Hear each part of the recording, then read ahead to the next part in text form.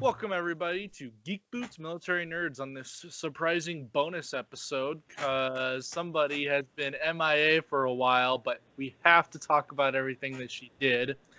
Here at Geek Boots, we like to talk about the big green weenie and how it likes to continue to screw us. Just like doing this show and trying to make a big green weenie joke, but you can't because it's a Disney movie. It's kind of like if Pickle Rick was owned by Disney.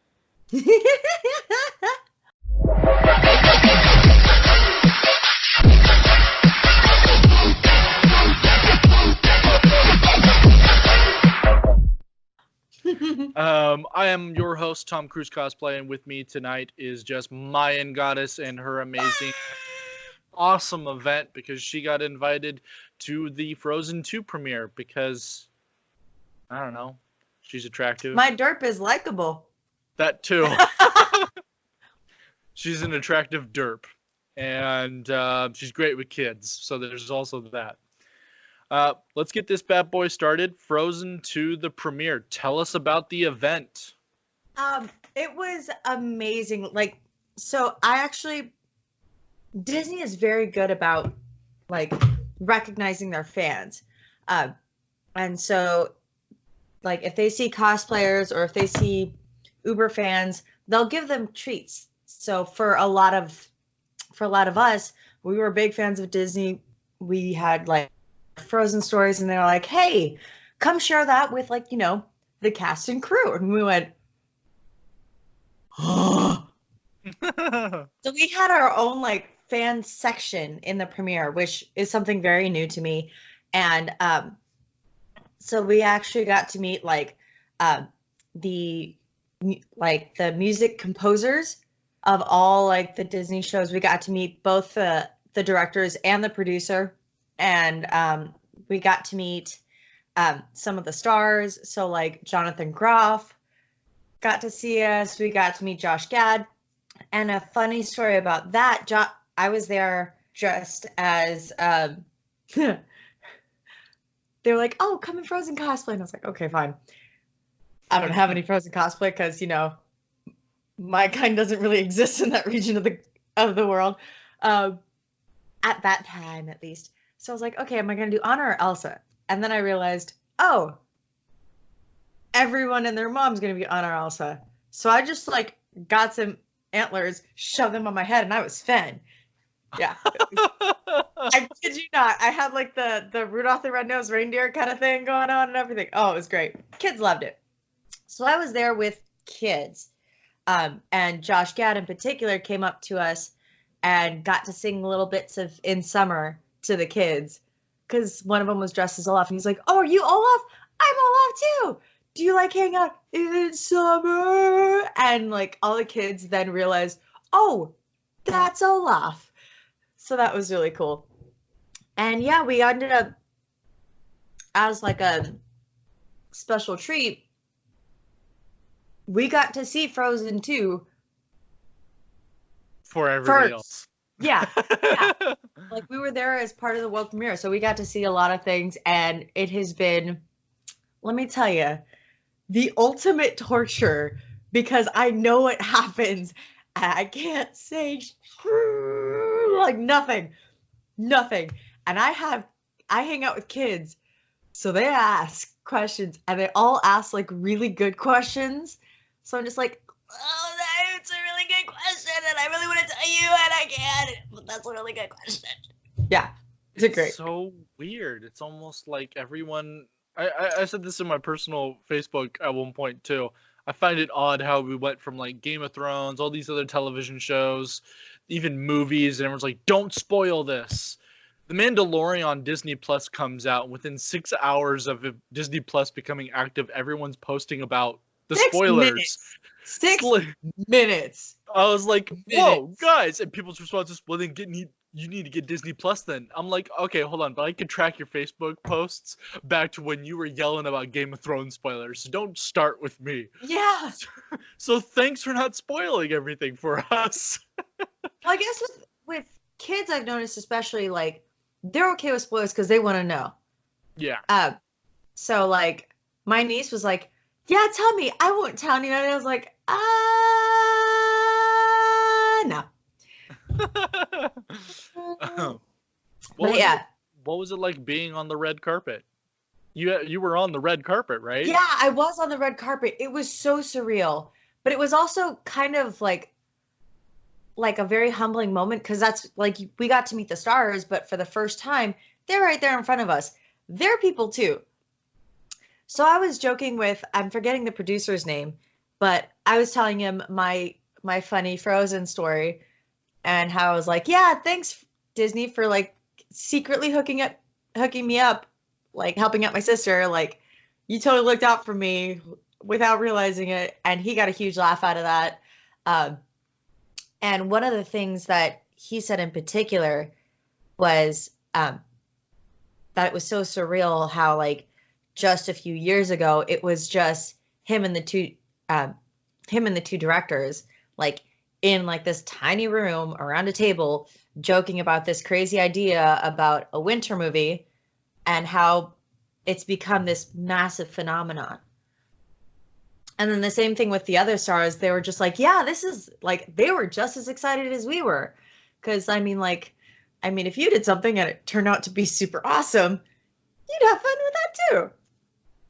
So that was really surreal. That's awesome. You lucky mother. Bleep, bleep, bleep, bleep, bleep, bleep, bleep. There were some really weird moments, though. I'm not going to lie. So, okay. How did you were invited to this? How did that transpire? How did this even happen? So surprisingly, so you know how earlier you said she's really good with kids. That's why. Oh, okay. So I actually got invited. I got referred to from a kid cosplayer named Miss Ellie Honey. Okay. Who like. When everybody sees pictures of us together, they're like, wow, you inspire her. I was like, no. I'm in her shadow. She's the superstar here, okay? But she got the opportunity, and her family was like, yeah, well, we're just going to invite all of our friends. And so they kind of like gave them our credentials, and they got as many cosplayers as they could. And it was really exciting to see them kind of reach out to the cosplay community. Because sometimes it's like we're like those weird kids in January when Halloween was in October. And so to see it go from that to kind of having these companies, these major companies say like, hey, go ham. We love this. It's just surreal. Nice. So would you recommend going to a premiere if you're invited then? Obviously. Yeah. Oh, yeah. I mean, there's certain etiquette, like if you see kids there and they want to see the stars, let them, things like that. And yeah, like try not to like jump the barricades to say hi to these people because, you know, they're humans too. Things like that. But I mean, if you get the opportunity to take it, you miss 100% of the opportunities you don't take. And yeah, living in California is great. It definitely helps to live in California, let me tell you.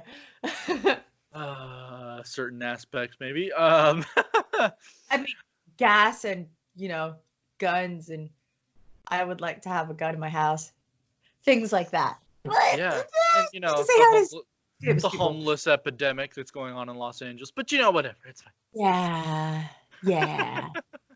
The fact that I have to sell my soul and my firstborn child just to have a studio apartment. Yeah, great stuff. I mean, it's California. It's California, and every horror movie I've ever watched is either in the Midwest or it's based out of California. So I could see why. It's just there's a lot of demon stuff going on in California. So the movie, is it worth seeing? As she finishes. In a word? Melted crayon. Yeah, my melted crayons. You take red crayons and then you melt it and then you add some mozzarella cheese and then sprinkle some sea salt in there. Bake it in the oven for 30 minutes, pull it out, take one whiff, and then realize you went horribly wrong, and then you throw it away and grab ice cream. Oh, okay. I'm glad you finished it that way, because I was actually going to say, warning to anybody who's a stupid idiot, please do not actually do this. Please do not try this at home. No, okay. In a word, yes. I will also say though, if you were not a fan of Frozen before, Frozen 2 probably isn't going to be what persuades you into the whole Disney princess genre. But if you enjoyed the first Frozen, you're going to love Frozen 2. There's a lot of really eye-opening themes that they kind of took liberties with, and it definitely paid off in a great way. So I appreciated that.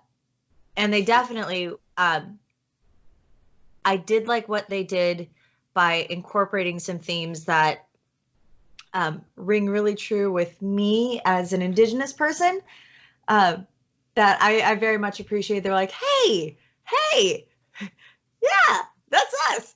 So that was pretty cool. So I liked how they kind of reached out in that way. And yeah, for lack of spoiler, I don't know if I'm allowed to yet, but we'll get to it. Yeah, we'll get to that. Like my favorite parts are just like, I definitely almost cried though. Like, I'm pretty sure if I wasn't around children, I would have been bawling like a baby.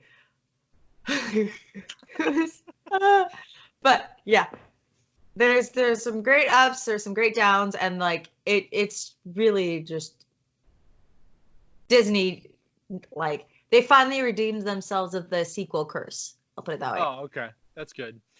So now to start tying into the spoiler territory of this little mini episode, I'm gonna ask you for 3 highlights from the red carpet scene, and then 3 highlights from the movie itself. So that way people get a little more taste of the red carpet experience before they have to say, crap, I can't listen to this anymore. Yes. Okay, so the red carpet experience, it was definitely like high security because you have these big name stars for this big name movie, and Disney definitely they weren't taking notes kind of thing, you know? Mm-hmm. So we had to go through security. We had to show our ID, make sure we were the people that were invited. There were a few people that tried to sneak in but got denied because they weren't on the guest list. So that was kind of surprising but kind of exciting. I was like, ooh, I'm really. There were some protesters. I was like, oh, are you at a family thing? Yeah. You protesting think what? You ready for this? Okay. So usually for cosplayers, we see you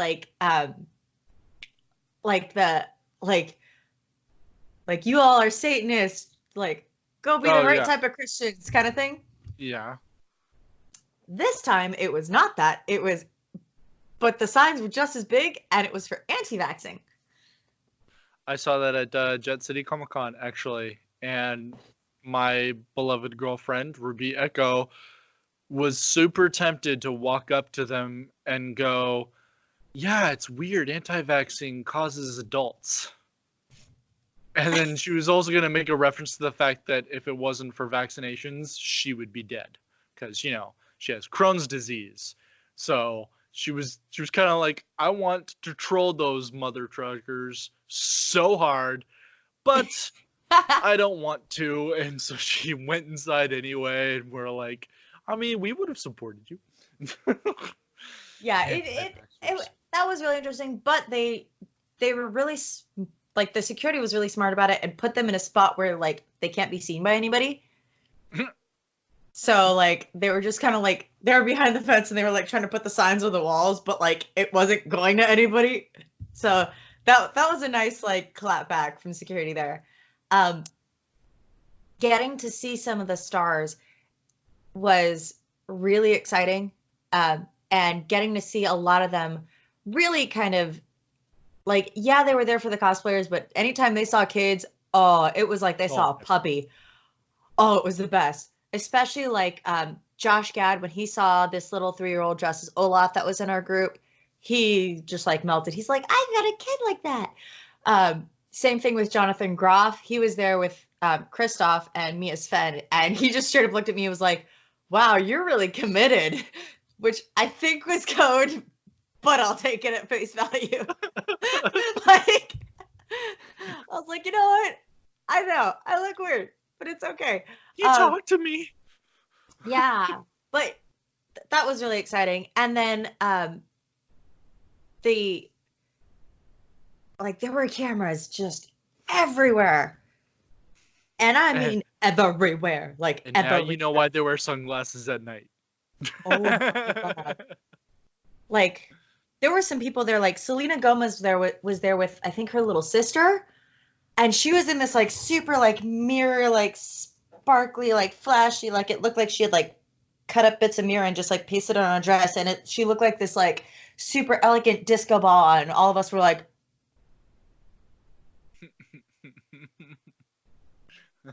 if only I had the money, and then I can get one of those dresses. Oh. No, in the meantime, we get to make ours. Yeah, there you go. Yeah, fun fact, this is actually going towards a future cosplay. Yeah, fun fact. We make cosplays out of everything. This is like a kid's curtain, but it's gonna turn into a cape. Like, yeah, if it works, it's not stupid. Is it Selena Gomez from the red carpet premiere of Frozen 2? No, but you're close. You're close. This is actually part of spoiler territory. I'll put it that way. Oh, okay. Now I'm ruined. Table flip. I'm just kidding. Continue. But yeah, so 1, 2, and really like getting to see everybody kind of, because we are like the cosplay community is surprisingly small. Like, yeah, we're growing in popularity and stuff like that, but like in relation to the rest of society, we're still really small. So to get to see everybody, at least in like the LA cosplay community, like all like, hey, we were just hanging out at a con the other day, and now we're here. Like that, getting to see that was really exciting. So it's definitely a nice message from like Disney and these major movie corporations to say like, hey, you fans are cool. Mm-hmm. So that type of validation was really enlightening and really heartwarming. We're not weird anymore. No, we're totally weird. Oh, we're totally weird. Just changing that. We're the fun weird. And then before we start getting into the 3 highlights of the movie, rate the movie on a scale of 1 to 10. Ooh. I would put it at an 8. And in the sense that, like, you know how, like, the scale of women, like, you go, like, from 1 to 10, and, like, 8 or higher, you kind of need a verifier to make sure you're not drunk? Sure. Yeah. I would say at an 8. Is it going to be, like, one of those, like, will it break records in the box office? I wouldn't doubt it. Like, I honestly think it's going to be a huge hit. Is it going to convert people who hate Frozen? Like our dear friend, our dear Boots on the Ground's friend, Alan Kuramoto? Probably not. But. Did not realize he hated Frozen. Oh, he hates Frozen. He hates Frozen. Like, hates Frozen. Like, feel free to ask him. He hates Frozen. Is it going to change his mind and blow his mind? Probably not. So, like, I wouldn't put it quite at Joker level, where it's like it's going to, like, change the way we see movies. It's going to win an Oscar. But, oh, yeah. I'm willing to bet that, like, it's definitely going to break records when it comes out. So, I would put it at a solid 8. Okay. All right. Well, now, ladies and gentlemen, this is the spoiler part of the podcast/YouTube video. And we're going to return to kind of how we usually are, because again, these will be spoilers, so no fucks given. Yeah. If you do not, I'm so excited. If you don't want to be ruined for this movie, do as we say: get the ever-loving shit off of our channel and go live your life, or be prepared to have your whole world ruined, probably because we're gonna swear a lot around a child movie. 3, 2, 1, let's get going. We're going into the unknown. I'm just All right. 3 highlights. Let's start this off with 3 highlights of Frozen 2 spoiler territory. Okay. I do want to preface this by saying our beloved host, our fearless leader, our head honcho has not seen this yet as of this recording, so I'm gonna piss him off. No, you're not. You're really not. I preference this on the type of person that, depending on the material, I'll get pissed off. Like, I tell you, if you spoil the show Supernatural, I will run you over with the stolen 67 Impala multiple times and then salt and burn you.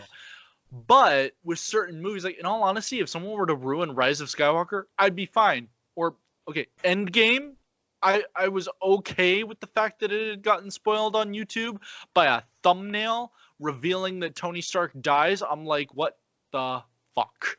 Like, how? Why are you the type of person that does this?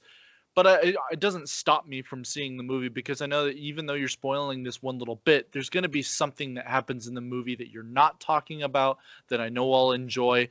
And I also know and acknowledge that there's a difference between talking about it and being revealed and still experiencing it. So I'm good. Let's do this. That's why I'm capable of doing this show. Otherwise, I'd click off and be like, all right, I gotta go. Bye. All right. So my favorite thing isn't even the song that everybody like that got revealed first. Mm-hmm. It's Kristoff. Okay. Like, Kristoff's character arc in this movie is unlike anything that I had seen in a Disney movie. In that, like, it's not about the girl getting the guy. It's about, like, the guy getting the girl. And my favorite song is his favorite fucking scene, like, ever. And if I really want to go spoiler, it is the best. Like, it is, like, the best. Like, if you're an adult or have any nostalgia, like, fandom in you for, like, the 80s or early 90s, Kristoff's, like, trademark song in this movie is the best. Like, the whole theater was cackling hysterically and screaming in utter joy, like, yes! It was the best. It was the best. I loved it. Oh my god. And the best part about that is Weezer does a cover of his song, and it's even better. It's like, I love it. So Kristoff's character arc is probably number one for me.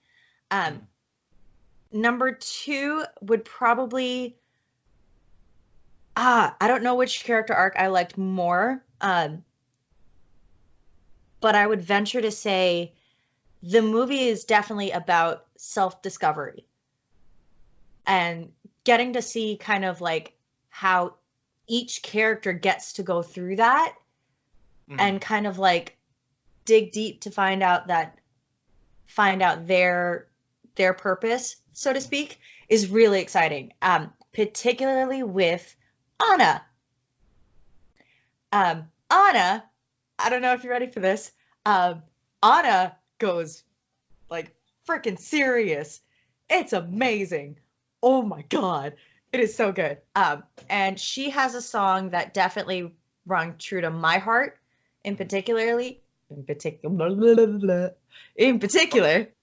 Words are hard for Marines, we understand. And the crayon cream has kicked in. No, I'm kidding. The crayon cream? Is that what the Marines put on for sunscreen or something for their skin? It puts the crayon cream on the skin, or it gets the hose again. But no, Anna's arc in particular, her big song, it's not even like the biggest song. It's not even my favorite song, but the message is hard. And it goes to like a lot of times in those deep, dark moments, everybody goes through these hard times in their life, whether it's like a breakup, whether it's like a bad test, whether it's a loss in the family, whether it's something that just really eats at you inside and hurts you, loss of a job even. But what we all have to do is take it like one step at a time. Just little steps at a time. Not think of like the big ticket item at the end of the road, but even if it's just a little step, one step at a time, gets you moving forward. And her song about that was just fantastic. Adina Menzel, I guess for 3 things. Adina Menzel, good God, girl. How are you such a fucking good singer and make me want to like scream at you and hug you at the same time? Like, she is such a good singer. Huh. Huh. Like, I thought she was good, and then there were points where I was just like, kind of thing. So, yeah, like, that was really great. And then there is a point where, the point where I cried, I don't know if you want to know about that. Go for it. We lose Olaf. Aww. Oh, sorry. I don't want to see it. The point where I cried, the point where I almost cried was when we lost Olaf. Wow. Yeah. Moment of silence for all those snowmen out there now. Yeah, it like that moment. It definitely like there were a lot of people crying in the theater when that happened. But it was kind of that like that moment where it was like, okay, where do we go from here? Like every movie has that, but I mean like that in particular, it was kind of like who is the imaginary friend from Inside Out?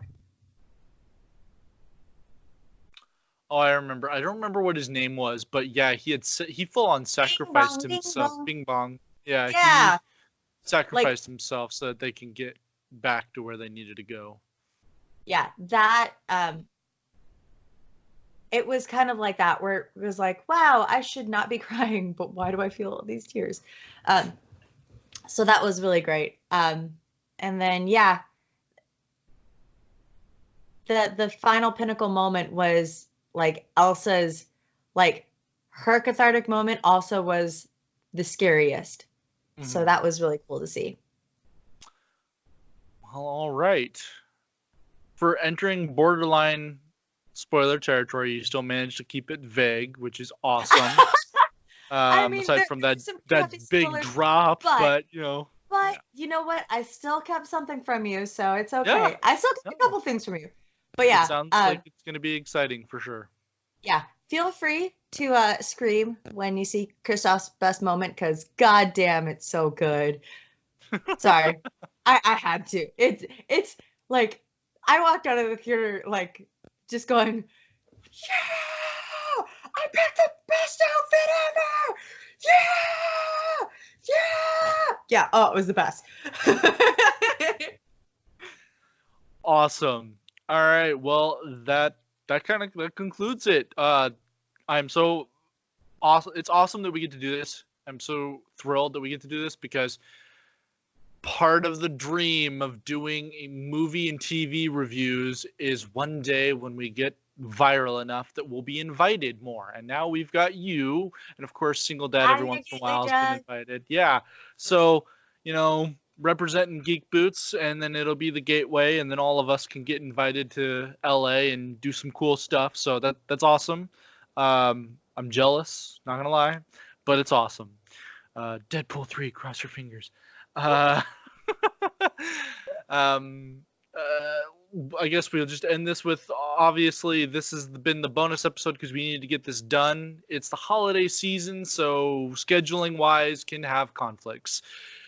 We do have time between Thanksgiving and Christmas, so there's potential for dropping episodes talking about the history of the Jedi and the history of the Sith and the differences therefore, and of course talking about The Mandalorian and just how well it's done. And I think with The Mandalorian, we're also going to talk about the big news. I guess we'll drop it right here. Fucking, there is conversations right now about how Kathleen Kennedy is about to take an exit, and we're going to get Jon Favero and God, what's his name? The guy from Clone Wars. Dave Filoni. If you don't know who Dave Filoni is, please let me tell you right now. Dave Filoni basically got mentored by George Lucas himself when doing Clone Wars. So, in all honesty, I'm excited about this because we're getting people in charge of Star Wars that I wanted to have in charge of Star Wars. And before we have some SJWs come railing down on us saying we're anti-woman, my response is no. If Kathleen Kennedy had been doing a great job, I would have totally supported her.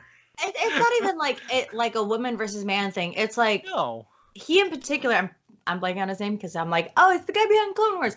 Dave Filoni, Yeah, Dave Filoni. He like if George Lucas was like Christian God, he is the son. He's Jesus, like, he is the Jesus. So like Willy Wonka and people, Charlie. Yeah. Except like minus chugging all the soda. Yes.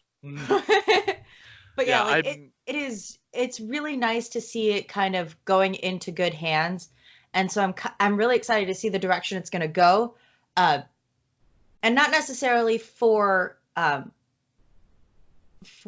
the fans, because of course it's for the fans, but also for Disney itself, saying like, hey, we are giving creative outlets to like the center circle, the people who have held on to it their whole lives, like not just as a business ploy, but as like storytelling at its finest. So I'm excited to see the direction they go with that. It's just stating the facts in general. I think there's something quite alarming when the two directors behind Solo quit during half the film, during half of the production, due to creative differences with Kathleen. Okay. Then Rise of Skywalker, the same thing happens. The director quits halfway through the thing, and they bring in J.J. Abrams to come in and to film the rest of it and fix any errors that there might be. So I gotta say, if this is all because there's creative differences with Kathleen, if it walks like a duck and quacks like a duck, maybe you should just get rid of the duck. Cause I would disagree on that, only because the prequels, we harp on the prequels a lot, but the main creative control of that was our Star Wars god himself, George Lucas. Yeah. And just being able to do whatever he wanted without checks and balances. So this isn't so much on Kathleen itself. It's not on one person, because it's not one person helming the whole thing. It was a team effort. So it's not so much just Kathleen going that has me excited, but it's like the team is restructuring, so to speak. So I'm like that's how I'm thinking of it, not so much like one person stepping their footing, because there were times where George Lucas could have probably needed a step and say like, hey girl, no trade disputes. I don't want to hear about tax stuff in my Star Wars. Like, and like you're right in terms of teamwork, because in all honesty, I'm so thankful that Bob Iger has officially come back and he's stepped into it, because he was working on Galaxy's Edge, and then he like basically finally turned around to listen to all of us and saw all the negativity that was coming down, and he decided to look at it. He tried to ignore all the political nature of it and just look at some of the comments, and he goes, you know what I think the problem is? We're pumping Star Wars material once a year and we're not taking a break. We need to pump the brakes, let things kind of just, trickle out. I mean, case in point, The Force Awakens, the reason why it was such a groundbreaking movie is because it's 30 years in the making to get the original cast back. So, but yeah, I'm very excited for Dave Filoni, because when I heard that Bob Iger Disney bought Star Wars, I immediately went, can we get Dave Filoni then to run Star Wars? Because I know George Lucas doesn't want to really do it as much anymore. I respect that, consider whatever his reasons for. But I mean, Dave Filoni sat there and took notes. With like George Lucas teaching him like he's in school. If anyone, he was his apprentice. Yes, if anybody should be running the Star Wars game right now, it's Dave fucking Filoni. Yeah, and in all honesty, I remember back in, was it 2012 when they announced it? Was it Yeah, 2012? I think so. When they Yeah, announced it and they were like, "Yeah, we're gonna pump out one every year." And I remember thinking, "Girl, that's too much. way too much. That's too much." And it showed by the time that Solo came out. Don't get me wrong, Solo's a good movie. I enjoyed it. But at the time, it was just like, okay, I've had way too much ice cream. I need to go to the bathroom. Yeah, Like yeah. it was that feeling. It was like we were so It was oversaturated that it it was just like, yeah, it was it was like I saw everything else, and then I went and I was like, I really don't care to see Solo. And they're like, why? Because they were making some weird comments. I'm like, no, I'm just burnt out. I'm yeah. And okay waiting for Solo to come out on DVD and Blu-ray before I watch it. not to mention there were some things that were greenlit that I was like, no. Like it was more for IP and not so much for story. Like Yeah, and I say this knowing that I'm about to get a lot of hate for this. go for it. Resistance. Yeah, That show. like I get that I it's watched it really and it geared. hurt. Yeah, Well, it's geared towards kids, that's fine. yeah, But so was Clone Wars. yeah, but And so was the other Clone Wars that was like anime style. yeah, but Like those were in geared in towards yeah, kids. But the thing is, like, you could tell that it was almost like a money grab. Like it was more because of the IP yeah, and not so much because of the story. It was like, hey, we got BB-8. Hey, we got that planet that you like. Hey, yeah. let me throw all these Like, characters in your face without any substance. There you go. yeah, Aren't you happy with us? it's just like, no, no. Like at some point, it became less about the story, like the storytelling that that was so great about Star Wars in the beginning in the first place. And it was more about the idea of Star Wars, the IP itself. And so that's the big um, issue and discomfort that I have about it. And so I like the direction that it's going now. I still have very high hopes. I watched Rogue One, which was a masterpiece and is still my favorite So of the new good. movies. It is Um, so good. oh yeah, Force Awakens is fantastic. The Last Jedi has some really great moments that like I very much enjoyed, and I did, for the most part, enjoy Last Jedi. Solo, like really good movie. I enjoyed it. Like looking back at it, and now that I'm not like my my Star Wars candy rush has finally Yeah. settled, and I can finally eat candy again. Yeah, it was a great movie. Um, but yeah, like getting to pump the brakes a little bit and Especially not. when you're putting out the Marvel franchise on top of Star Wars too. Like you're putting out too much material, you need to pump the brakes. But yeah, so it's really fascinating to hear Sorry, I pulled a single dad and turned everything to Star Wars. totally fine. No, we kind of had to because we wanted to drop that info, talk about it a little bit. We will be talking about it further if reports keep pumping out because certain websites just do things for clickbait, so you can only take them with a grain of salt in terms of their information. So when I Googled it and hit the news icon and I scroll down, the Hollywood Reporter, Collider, all these like actual, they've got some substance. You can trust them, have faith in them. I'm like, oh shit, this is legit. And it's probably because The Mandalorian is receiving more praise than arguably The Force Awakens. Like there is a ton of praise, and it is not just Baby Yoda, because I love the music. That little theme that goes on during those episodes, beautiful, fucking beautiful. The Mandalorian himself, I love his character and the fact that we don't know much about him at all. He's very mysterious, but unlike the Fets, which have been stated even by George Lucas to not be Mandalorian, he's a bounty hunter who took the armor and walks around like that. The fact that there's a small clan of actual Mandalorians by blood, that's awesome. So there's a lot of fascinating things about the show that I truly love. And I can't wait for more. Also, I really appreciate that it's a weekly episodic event.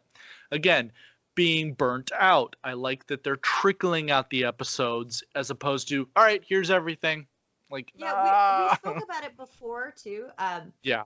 About how like when you only have one episode at a time, as TV is intended, you get to take the time to enjoy the details that go those.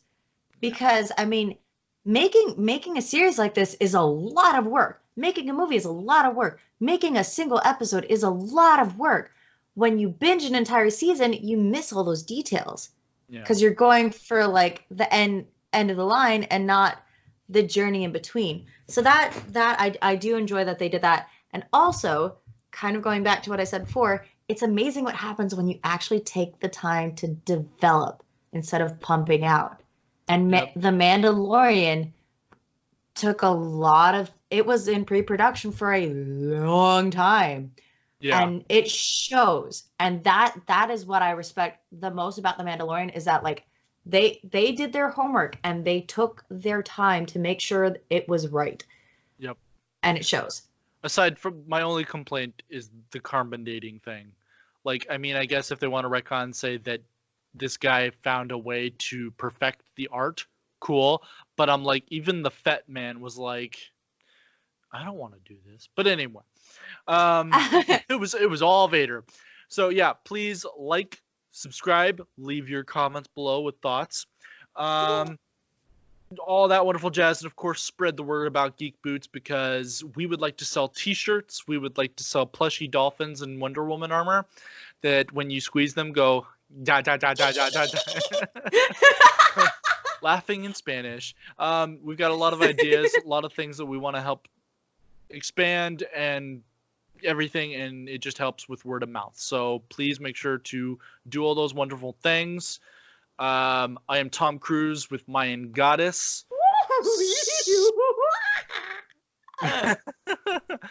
Thank you for tuning in. We will see how the rest of these coming weeks go because of the holidays. We hope to get some other material out to you. If not, we will see you next year. The Mandalorian, Rise of Skywalker, Comic-Cons that are coming up. It's going to be fantastic. I love you all to pieces. Deuces. Bye. Bye. And I almost hit the hang up button instead of the stop. Every damn time.